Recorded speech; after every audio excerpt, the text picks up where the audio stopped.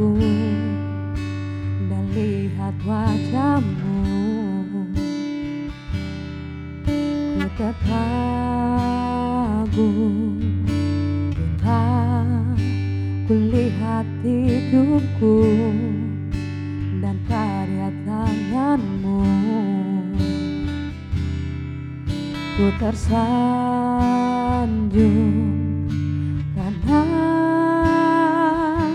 semua yang baik dalam hidupku,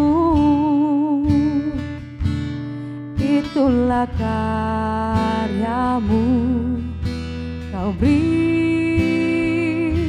kesempatan yang baru dan ku ingin mengenal-Mu Tuhan lebih dalam dari semua yang ku kenal. Tiada kasih yang melebihi-Mu, ku ada untuk menjadi penyembah-Mu.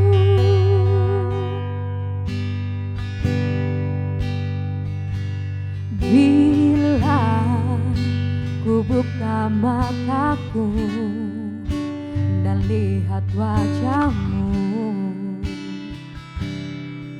ku terkagum bila ku lihat hidupku dan karya tangan-Mu. Ku tersanjung karena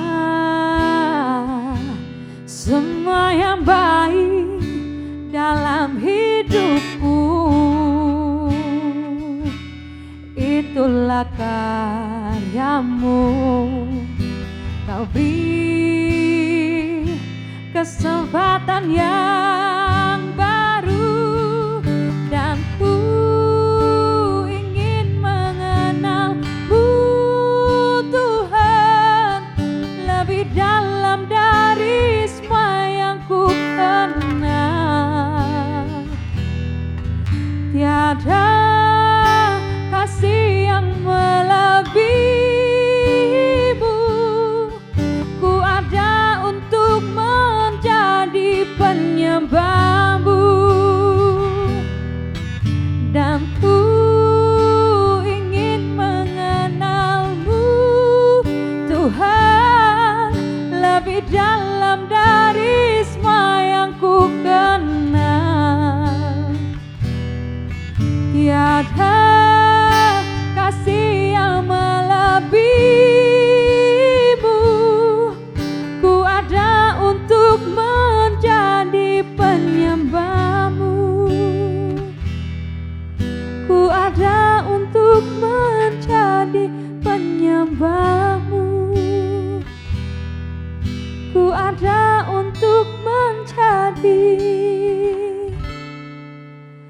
penyembah-Mu.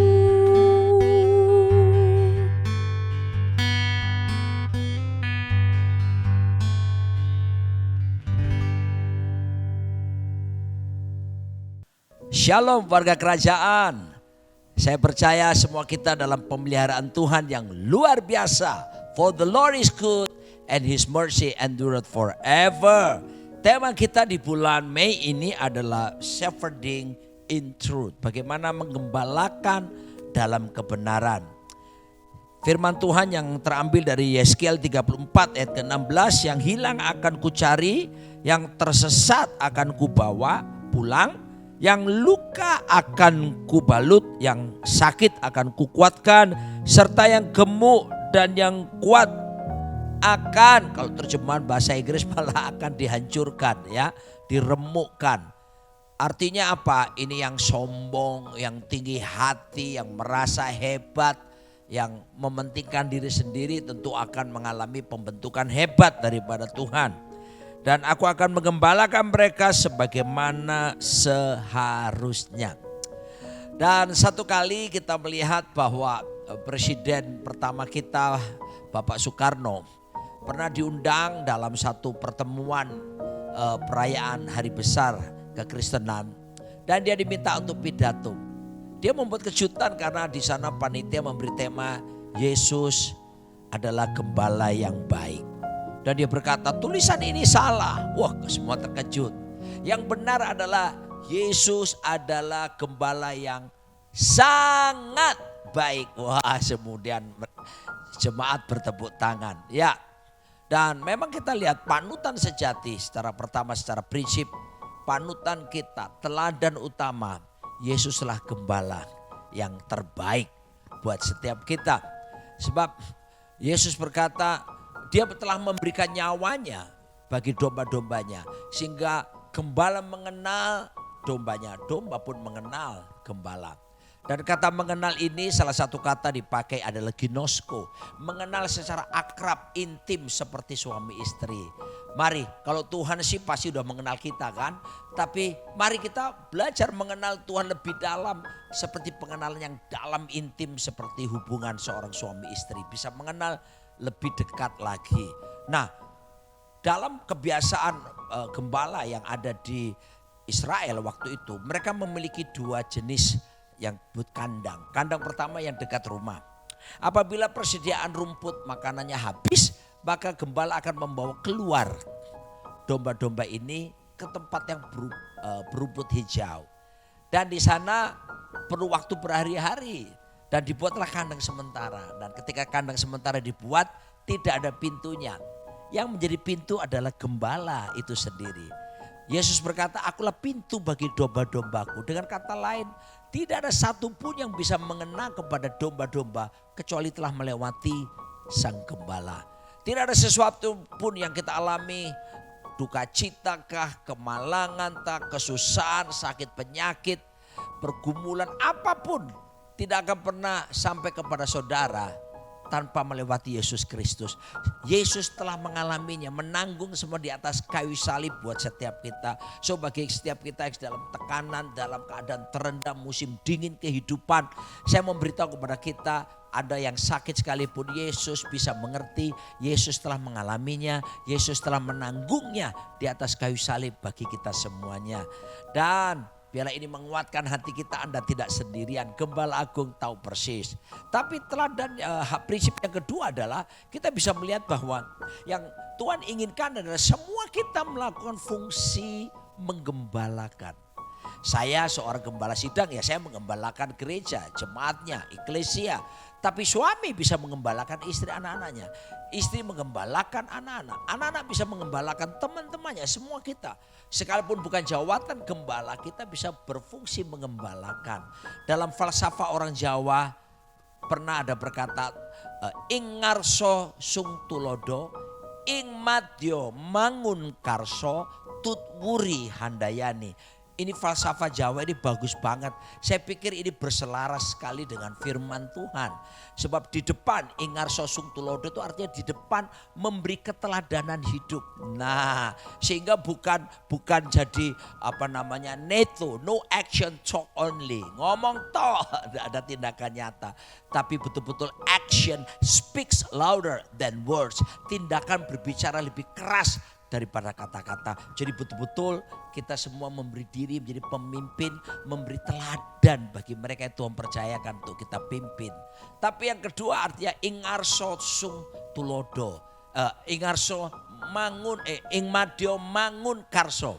Di tengah kita itu memberikan bimbingan, memberikan pendampingan. Nah ya, bisa menimbulkan, membangun satu sikap bukan sekedar simpati, tapi lebih tinggi empati, bahkan compassion, berbelas kasihan, ya, berbuat sesuatu yang real, nyata bagi orang yang kita layani. Itu penting sekali harus kita lakukan. Dan yang terakhir adalah tutwuri handayani. Apa itu? Di belakang itu berfungsi mendorong, menguatkan, ya, mengarahkan kepada tujuan, destiny. Saya bersyukur Pak Arifin memberi moto di gereja kita, we help you to fulfill your destiny. Kami menolong Anda untuk mencapai tujuan.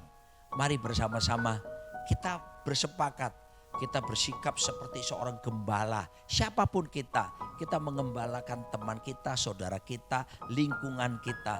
Dan kita melihat orang lain, kita dorong mereka sampai kepada tujuan. Kita tahu bahwa ketika Tuhan menciptakan manusia, ada tujuan yang Tuhan tetapkan atas manusia itu. Apa itu? Keserupaan dengan Kristus dan memberita bersama dengan Dia. Mari kita lakukan fungsi pengembalaan ini, dan saya percaya kalau kita lakukan, kita sedang mengikuti langkah Yesus, gembala agung, gembala hebat yang telah menggembalakan hidup kita, dan mari kita gembalakan orang lain. Dan percayalah bahwasanya kemampuan itu Tuhan berikan karena Tuhan lewat Roh Kudus-Nya menuntun setiap langkah kaki kita. Mari kita berdoa. Tuhan, terima kasih buat teladan agung-Mu. Setiap kami, apa yang terjadi pada kami selalu telah melewati Engkau, dan Engkau telah tanggung di atas kayu salib. Kuatkan yang lemah dan sembuhkan yang sakit, dan biarlah tidak ada satu orang yang merasa sendirian, karena Gembala Agung selalu bersama dan mengerti apa yang kami alami. Tapi mampukan kami juga mengembalakan orang lain, Tuhan, supaya kami seperti falsafah Jawa berkata, ing ngarso sung tulodo, ing madyo mangun karso. Dan yang luar biasa adalah tutwuri handayani. Dalam berkat Allah Bapa, Putra dan Roh Kudus. Amin.